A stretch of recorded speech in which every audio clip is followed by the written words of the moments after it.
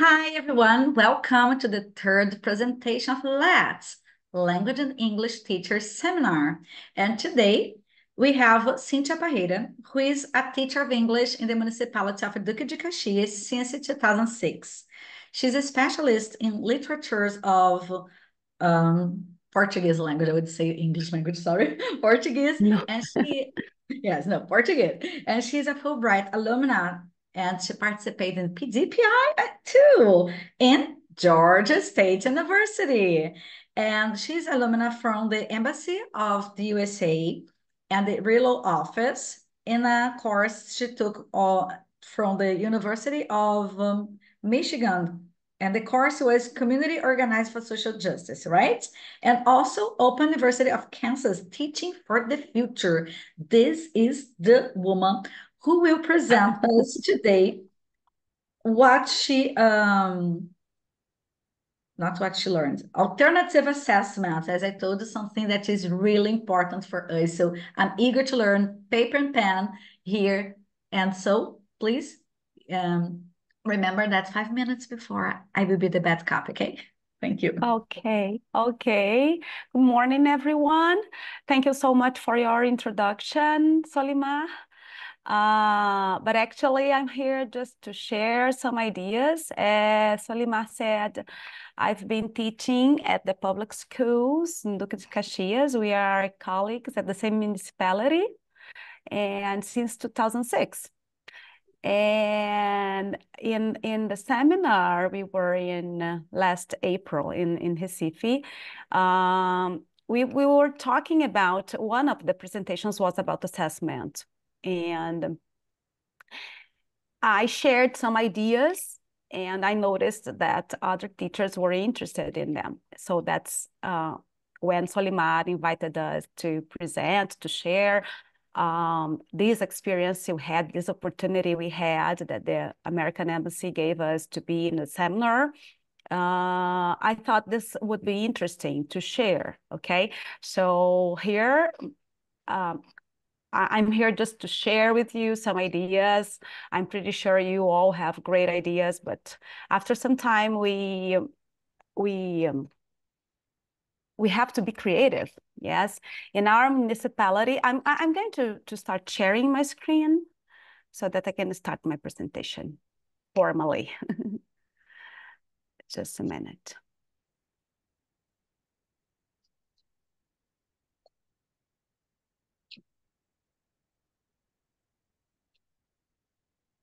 Can you see my screen? Because I can't. My computer's kind of slow now. Oh, not It's in the process.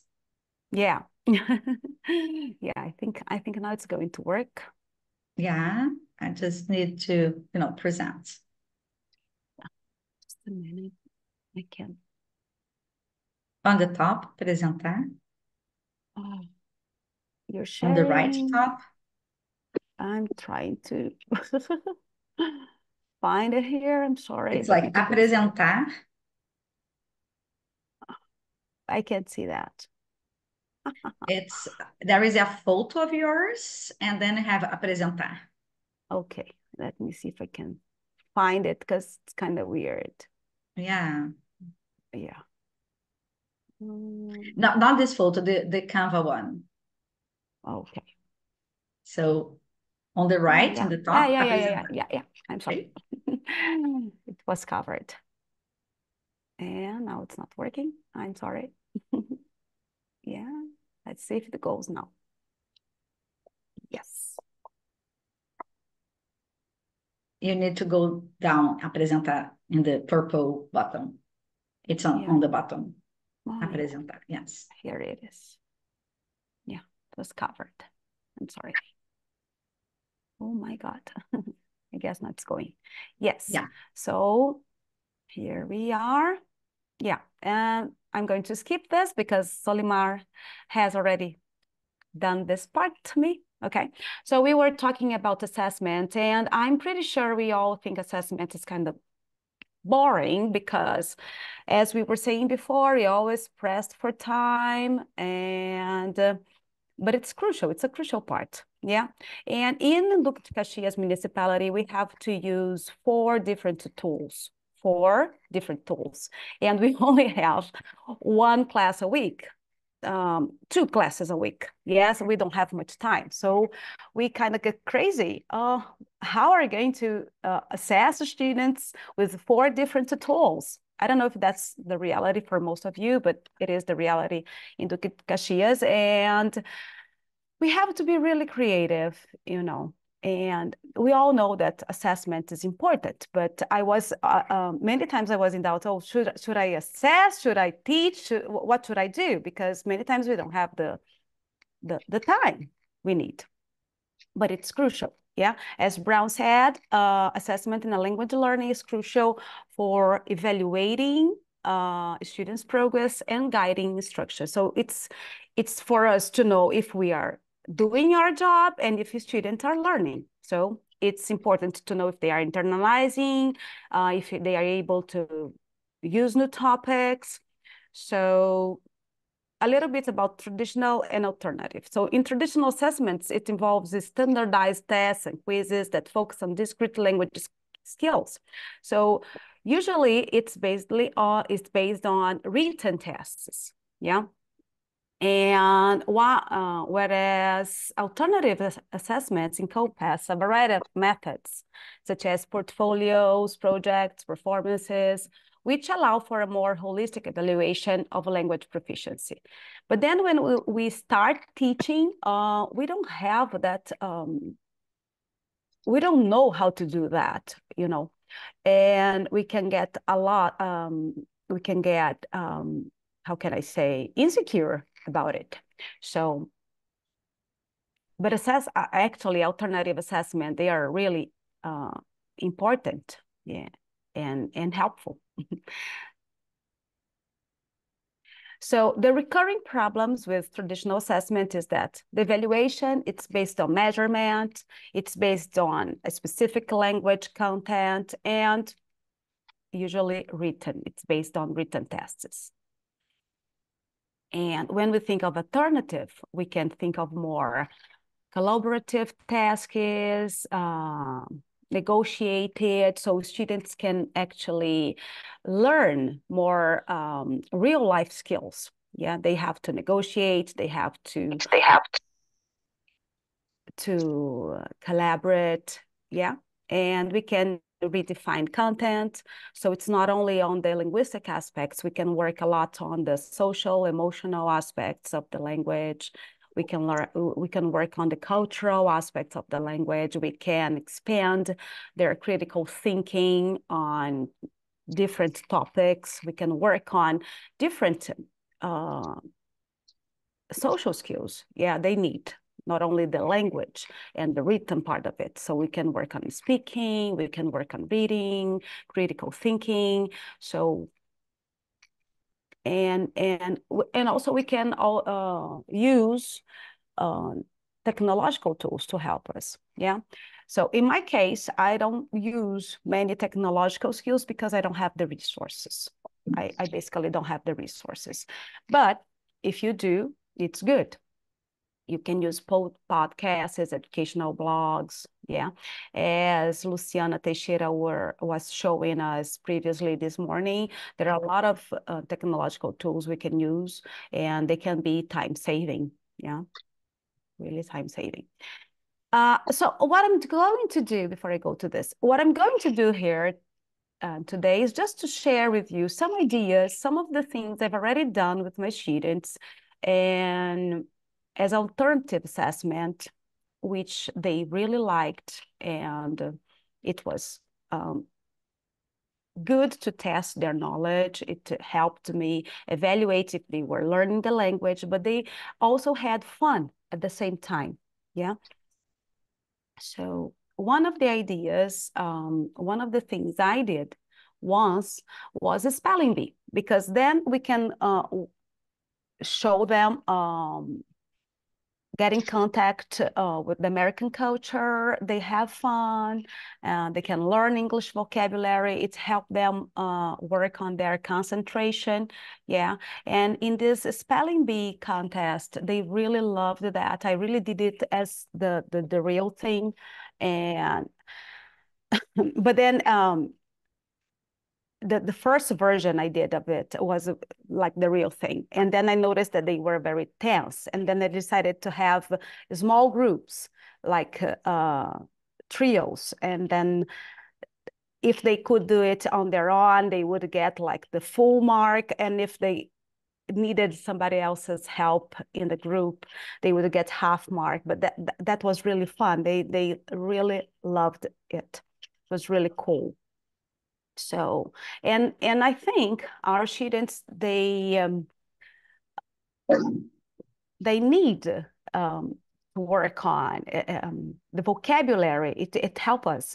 In English language is different from the Portuguese language. So it is good to show them this difference between the Portuguese language and the American language and the English language.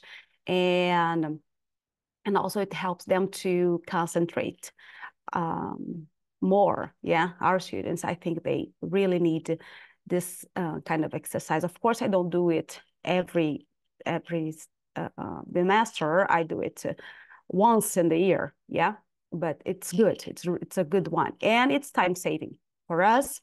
And it helps us test if they are learning, and they can have fun, and they can get in contact with the culture too.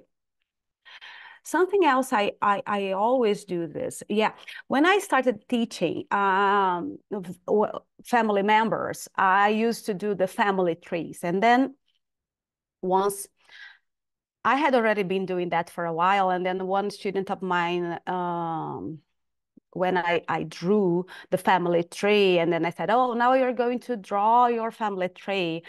And then he said, oh, he said in Portuguese, of course, professora, não posso fazer isso não, porque minha família é toda errada, não tem nada disso aí na minha família. And then it got me thinking, wow, I'm teaching family trees in the traditional role, and I have to do it differently. It really got me thinking. Of course, families are families. And then I had this idea. When I started doing it, they had to bring the photos, yeah, the photos of someone in their family, and then they were going to present that person to us in the family. So they are going to say who this person was. Okay, this is Isabel. She is my mother. She is 30 years old. That's it, as simple as that. And then I noticed that this way they were, it was real, it was motivating, it was, they could speak in a more confident way because they would use simple sentences, very, very simple sentences. And they love it because they are going to choose a member of their family they love. So a lot of emotion is involved in that. They are going to present. They could present a cousin, the grandmother, okay? And they were practicing the language, the target language. So I always do this with my students, and this is the activity they love the most. Whenever I'm presenting family members, I always invite them to bring a photo. Nowadays, they have cell phones, and then they can use the photo on the WhatsApp.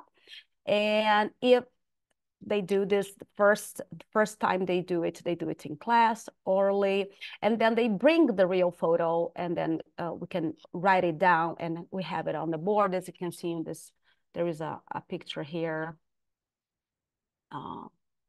in which I have the photos, and below the photos they have the subtitles for the photos, in which they present the written format of what they presented orally in class to their, and I usually do it in pairs, because if they have to present to the whole class, usually they are very shy and they don't like it. But this is something very simple, but really meaningful. They really like it. It's really good. And it is simple to be done. It is easy. It is a way to assess them, okay? And it really boosts their motivation to speak, because they are using very simple sentences. And And something else I did and I wanted to share with you is when working with simple past, I like to work with biographies. And instead of using celebrities, people, common people, I try to bring to them different Black celebrities, Black people that were prominent from all around the world, so they can from the Brazilian culture, like Ivone Lara, Elza Soares, and then I just show them one. The last time I did this activity, I showed them, I gave them the text on Elza Soares, and I scaffolded the activity with them. I gave them the text, we read, we discussed a little bit. I showed them a short video about Elsa Soares in English. And then we did the mini biography of Elsa Soares. Elsa Soares was a Brazilian composer, singer. She was born in, and we did this together. And then I gave them different names, and then they had to search. I gave them names like Rosa Parks or Conceição Evaristo, no, Conceição Evaristo, no, Carolina de Jesus, and Lélia Gonzalez, Martin Luther King. I gave them different names, and then they had to search about these people and write the mini biography of them. And then we put it on a Hall of Fame. They before doing this, they shared what they found out with the whole class. So again, it was simple sentences, but they were practicing English. They had to use English to find about the people. And it was really, really, really good. So these were some of the ideas I had. So I would like to know now from you if you, how do you deal with these topics?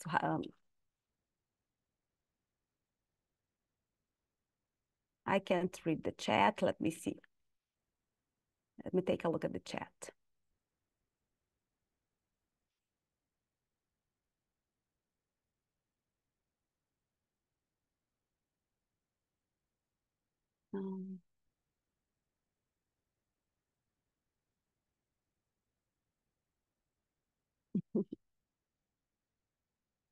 Okay, Amanda wants to know, maybe Solimar can help us with the attendance link. It's not opening.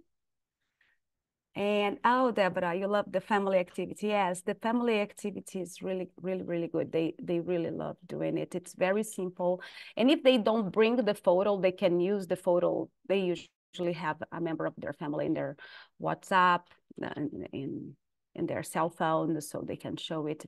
Nowadays, it's much simpler. When I started doing it, they had to bring the photo, and then they forgot. It would used to be a little bit more.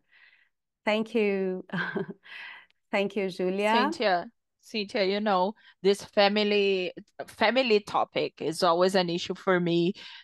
These things of talking about family, which is a topic we have to teach, yes? We generally have to teach it. And also Father's Day, Mother's Day, it's always a question for me, and you found a great way of dealing with it. And congratulations on that. I'm certainly going to use it because it's a nice way, yes?